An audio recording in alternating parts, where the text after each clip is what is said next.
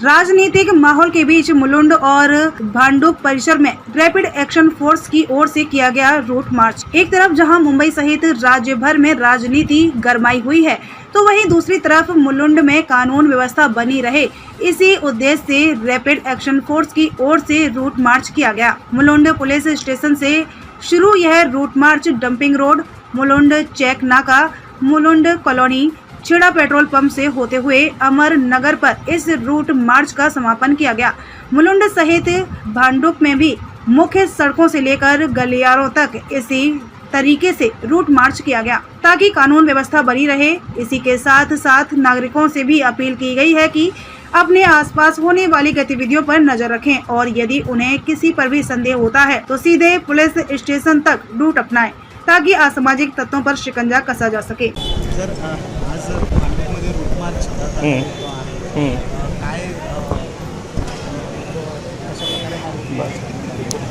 ही आमची rapid action force आहे आणि महाराष्ट्र पोलिसांच्या मदतीने आम्ही एक फॅमिलियरायझेशन एक्सरसाइज ही कंडक्ट करतो आहे, जेणेकरून कधी इमर्जन्सी परिस्थिती जर निर्माण झाली तर त्यासाठी आम्ही लवकरात लवकर तत्पर रिस्पॉन्ड करू शकू। यामागचा हेतू हाच आहे। येस,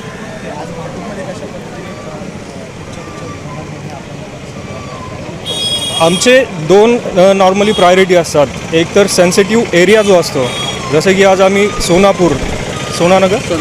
सोनापूरमधून आणि कोणता पारा टेंबीपारा गणेशनगर या एरियामधून आम्ही हा रूट मार्च काढला आहे। तिथली परिस्थिती बघितली। याच्या व्यतिरिक्त जे व्हायटल इन्स्टॉलेशन जे असतात, जेणेकरून जे कधी अटॅक वगैरे कधी झाला तर त्या काळी आम्ही त्याला तत्पर रिस्पॉन्ड करू शकू, त्यासाठी आमची एक्सरसाइज असते। Yes, okay.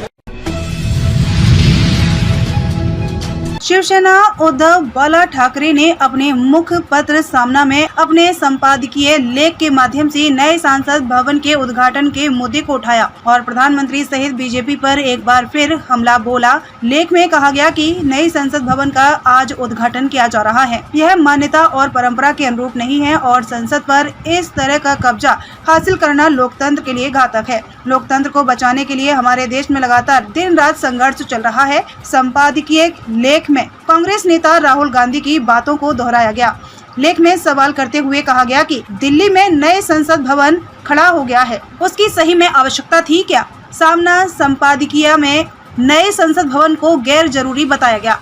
प्रधानमंत्री पर निशाना करते हुए कहा गया कि विचारों पर बंधन और सत्ता के केंद्रीकरण के ही सहारे तानाशाही पलती है। आरोप लगाया गया कि भले नया संसद भवन तैयार हुआ हो, लेकिन पिछले 8 सालों से देश की दोनों सदनों में डर का माहौल है। सामना में आगे लिखा गया, राष्ट्रपति द्रौपदी मुर्मू को दरकिनार कर नए संसद भवन का आज उद्घाटन किया जा रहा है, यह मान्यता और परंपरा के अनुरूप नहीं है। राष्ट्रपति इसी देश और संसद के प्रमुख हैं। संसद पर इस तरह का कब्जा हासिल करना लोकतंत्र के लिए घातक है। बीजेपी को छोड़कर लगभग सभी राजनीतिक दलों ने इस पर युद्ध छेड़ दिया है। शिवसेना उद्धव बाला ठाकरे ने अपने मुख्य पत्र में आगे कहा, परंपरा के अनुसार नई संसद का उद्घाटन देश की राष्ट्रपति द्रौपदी मुर्मू ही करें, ऐसी मांग राहुल गांधी ने सबसे पहले की और लगभग सभी विपक्षी दलों ने उसे स्वीकार किया। संसद की नई इमारत का उद्घाटन प्रधानमंत्री नरेंद्र मोदी कर रहे हैं। यह लोकतंत्र की मान्यता और परंपरा के अनुरूप नहीं है। राष्ट्रपति को साधारण निमंत्रण भी नहीं दिया, इसीलिए कांग्रेस सहित देश के 20 राजनीतिक दलों ने संसद के उद्घाटन समारोह का बहिष्कार किया। प्रधानमंत्री नरेंद्र मोदी पर हमला बोलते हुए लिखा, विरोधियों के बहिष्कार की परवाह न करते हुए प्रधानमंत्री मोदी संसद के उद्घाटन समारोह में भाषण देंगे और उनके द्वारा इकट्ठे किए गए श्रोता वहां तालियां बजाएंगे।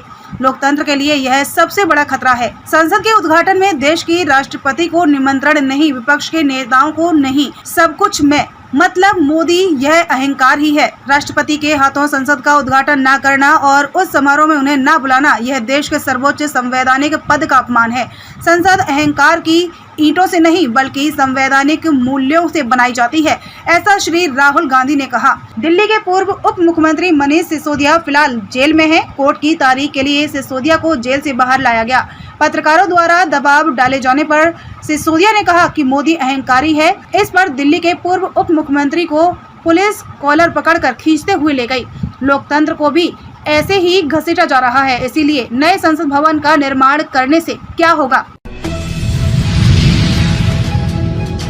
फर्जी कागजात तैयार कर जमीन हड़पने के साथ ही रंगदारी मांगने और धमकी देने के मामले में गिरफ्तार अंडरवर्ल्ड डॉन अबू सलेम के भतीजे मोहम्मद आरिफ को लेकर शनिवार भोर में मुंबई से पुलिस आजमगढ़ पहुंची। उसे नगर कोतवाली में रखा गया। सुबह उसे CJM कोर्ट में पेश किया गया। कोर्ट ने उसे 14 दिन की न्यायिक हिरासत में जेल भेज दिया है। नगर कोतवाली क्षेत्र के चकला पहाड़पुर निवासी शबाना परवीन पत्नी स्वर्गीय आदिल अहमद ने 25 मई को नगर कोतवाली में तहरीर दी थी, जिसमें उसने अपनी ननद खेना और उसके पति सलमान, पुत्र स्वर्गीय अब्दुल हमीद निवासी दूधीपुर, थाना कोतवाली, जनपद प्रयागराज, हाल पता पहाड़पुर, शिवली नेशनल कॉलेज गेट के सामने, थाना कोतवाली व अंडरवर्ल्ड डॉन अबू सलेम के भतीजे मोहम्मद आरिफ पुत्र अब्दुल हकीम निवासी पठानटोला, थाना सराय मीर पर जालसाजी कर परिवार की शाहिदा खातून व जैद अहमद की संपत्ति हड़पने का आरोप लगाया था। शबाना के मुताबिक इन लोगों ने संपत्ति हड़पने के लिए कूट रचित दस्तावेज तैयार किया था। धोखे से मुख्तार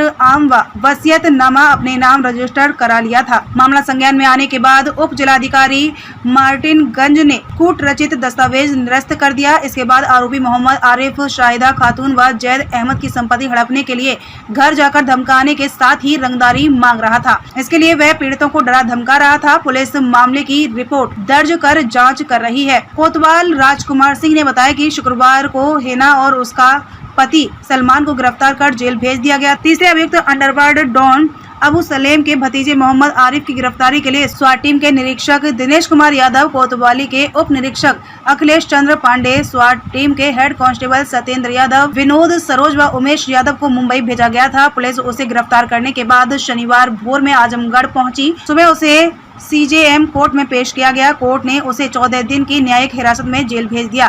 पेशी के दौरान कोर्ट में सुरक्षा के तगड़े इंतजाम किए गए थे।